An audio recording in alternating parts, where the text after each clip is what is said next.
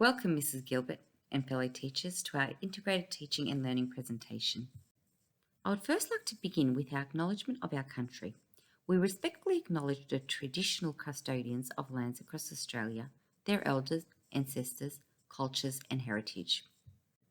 So in this presentation, Luke, Sally and I will be explaining the different approaches and models to achieving an integrated curriculum. I will be introducing the interdisciplinary approach and the fragmented model, while Luke will discuss the interdisciplinary approach and the integrated model. Lastly, Sally will present the transdisciplinary approach and the networked model.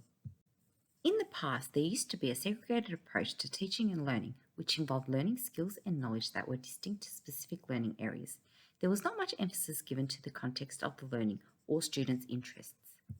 However, in the 1920s, it was urged for the Australian education to shift away from the traditional approach of teaching and correlate disciplines while placing an emphasis on student-directed learning. Brady identifies that the main objective behind this was to make the curriculum more relevant, less abstract, and more meaningful. By the late 1960s, these recommendations were followed, which saw the shift from separate discipline curriculums to a more holistic and student-centered learning.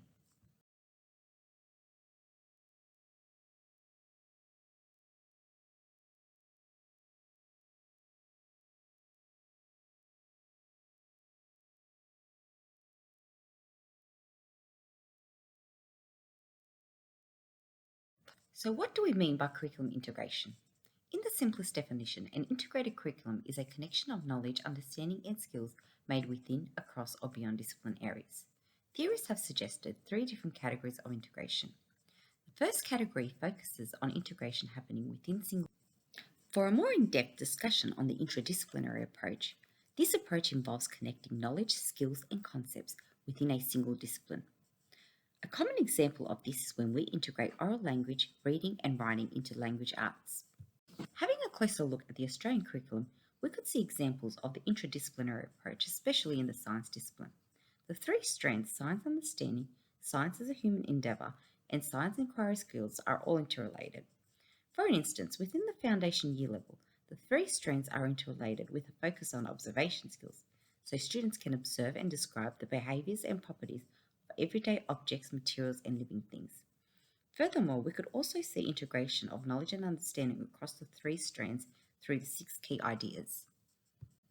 Interdisciplinary approach also occurs when concepts, skills or topics learned in a single discipline are connected with what was learned earlier on, including grade-to-grade connections of knowledge and skills within the same discipline.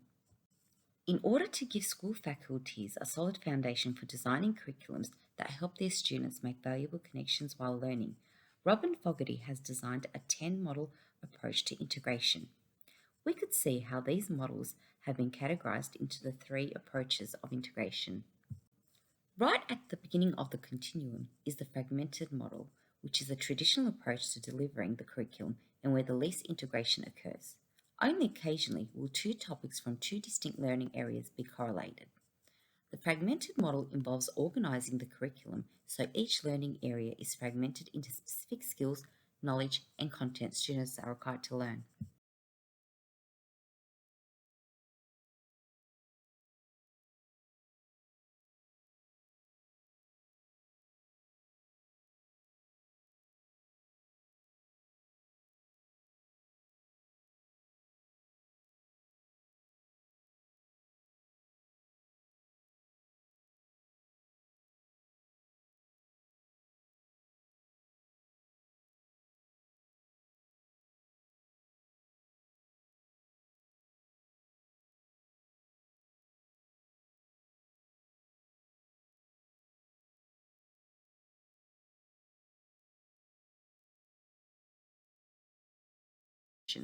One of the reasons behind the implementation of the fragmented model is the advantage of the model facilitating for explicit learning of fundamental skills and knowledge. It allows us teachers to teach topics with breadth and depth so students have a solid foundation before they could begin to make effective and valuable connections. Regarding learning theories, we could see a clear link between the fragmented model and Piaget's theory of cognitive development. As Piaget proposed, children learn in stages of mental development, and according to his theory, learning needs to be designed with a progressive approach which segments learning from simple to more complex.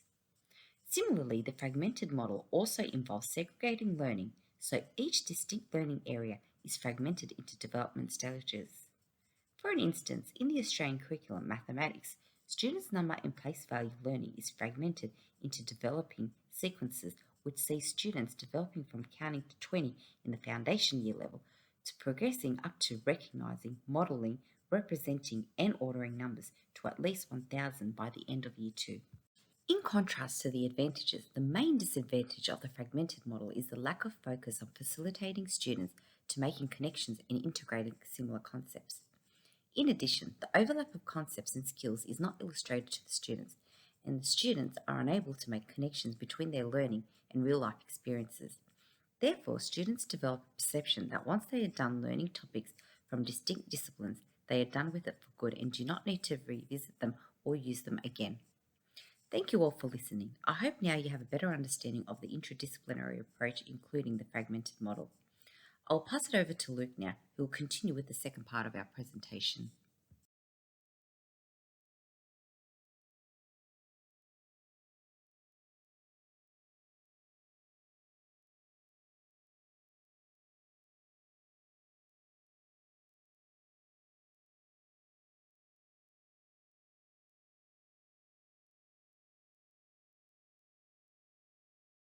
Thanks for that presentation, Ozlem. A great insight to the interdisciplinary approach.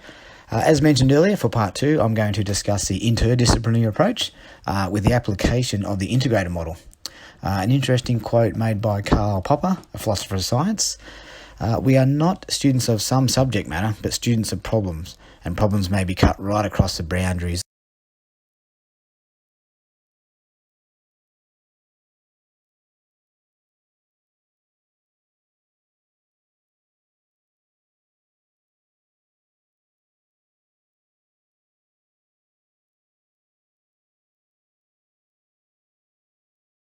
The interdisciplinary approach, what is it? It involves the combination of 2 or more academic disciplines into the one learning approach. The types of activities used by teachers are planned to promote and support the active construction of meaning for students as they work independently or in collaboration to solve those real-world problems. The approach recognises and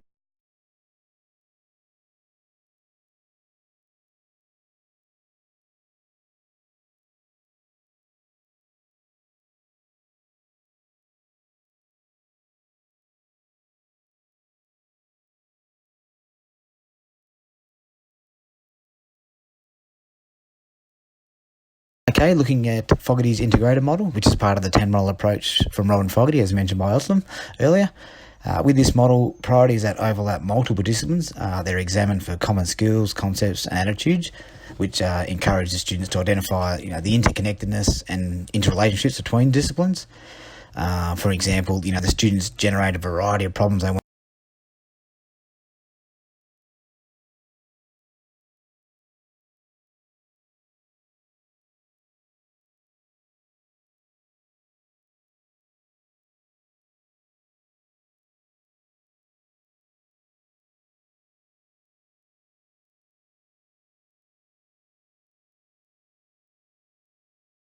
The characteristics of an integrated curriculum and what you could expect from it as part of your regular teaching pedagogy.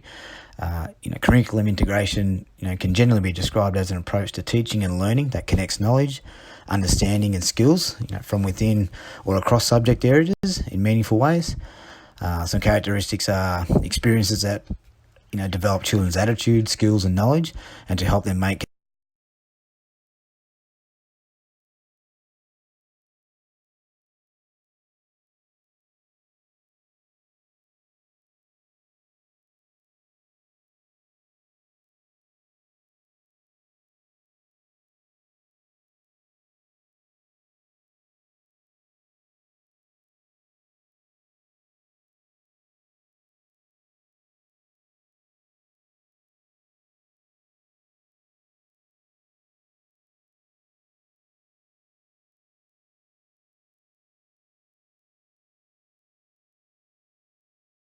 Okay, so how do we use this model in our teaching?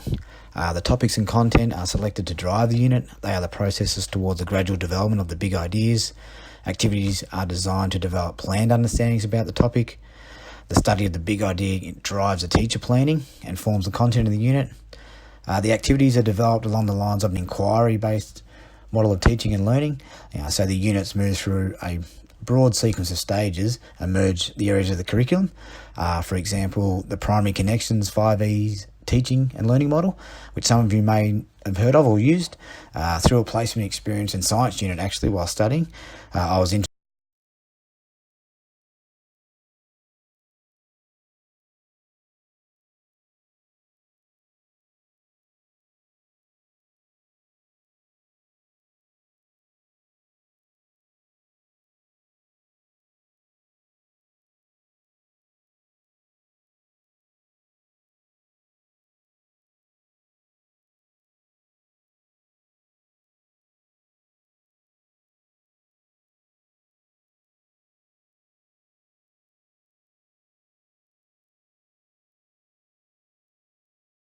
Bruner, you may have heard of him. Think back to those uni days.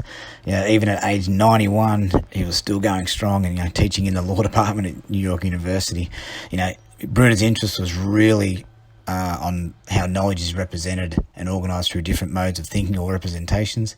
He believed in education that the objective was to create independent learners, so learning to learn. His strong opinion was that education was, not to pass on the knowledge, but, instead to facilitate a child's thinking and problem-solving skills, which they can then transfer into a variety of circumstances. Bruner's concept of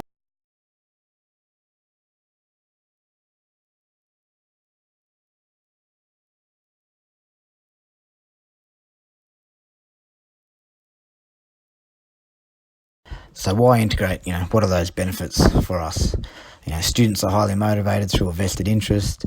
Students cover topics in more depth. Those critical thinking skills are used and developed.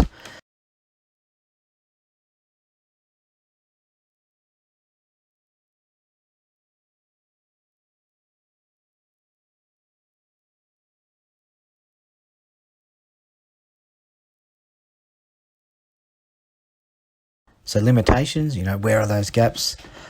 Teamwork may seem to be, very time consuming. Asking the students, input requires, teachers to relinquish some control. Cares must be taken to, stimulate rather than just overwhelm the students with ideas.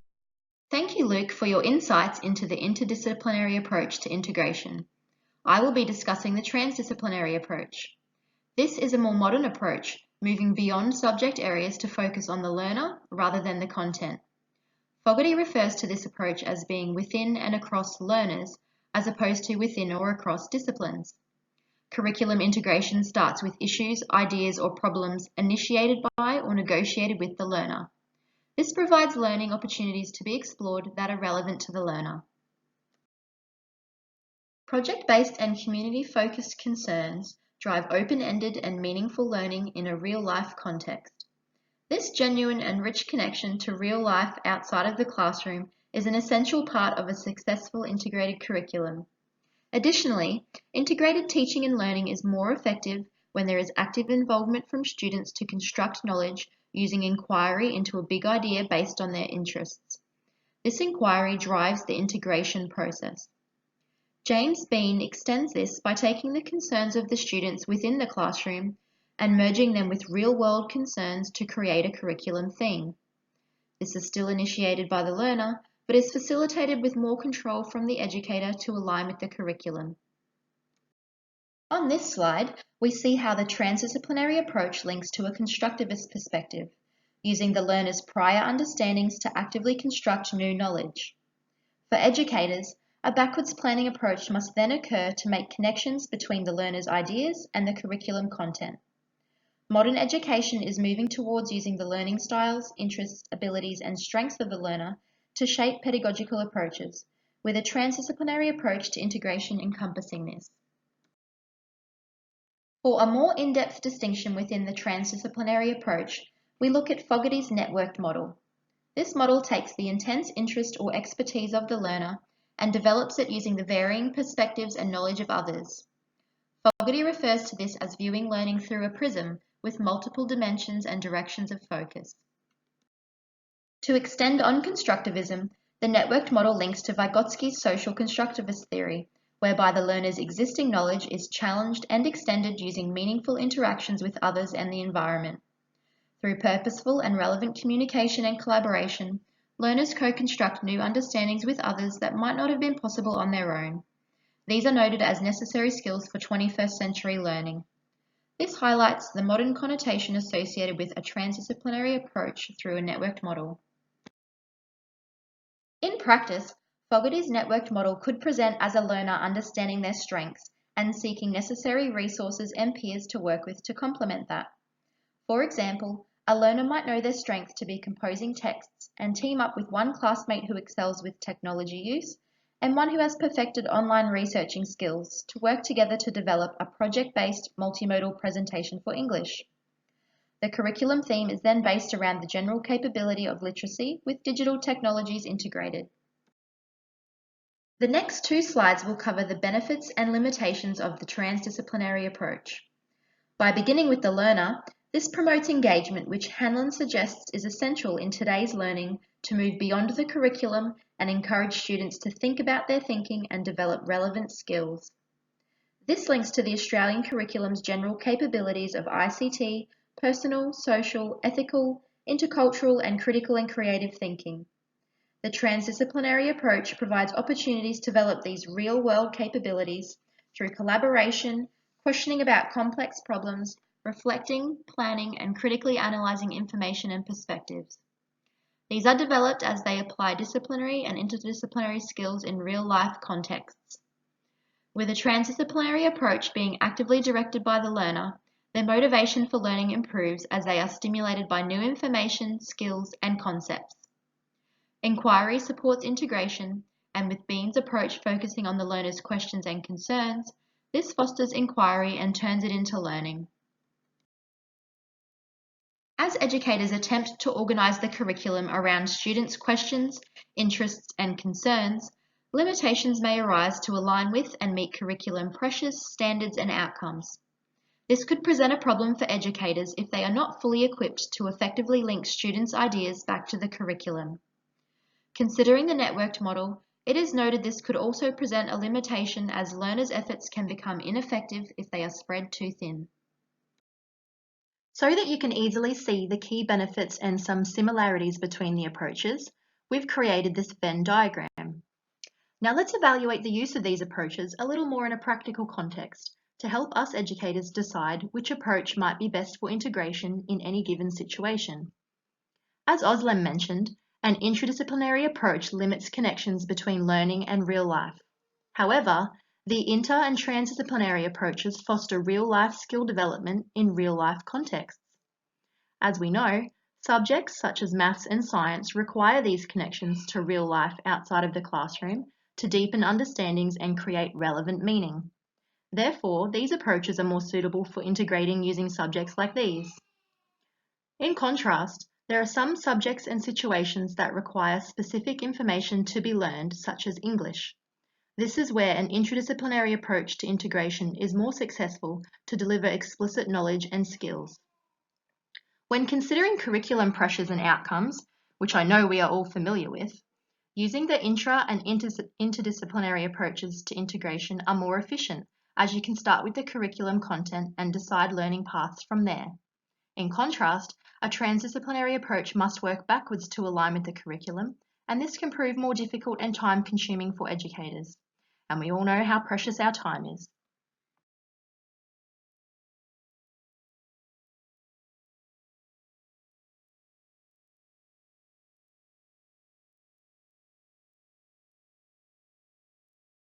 Okay, so let's integrate, whether you're wanting to integrate within or across or beyond subject areas, we hope that this presentation has helped equip you with a better understanding of the different approaches you could take. Just remember, any one of the approaches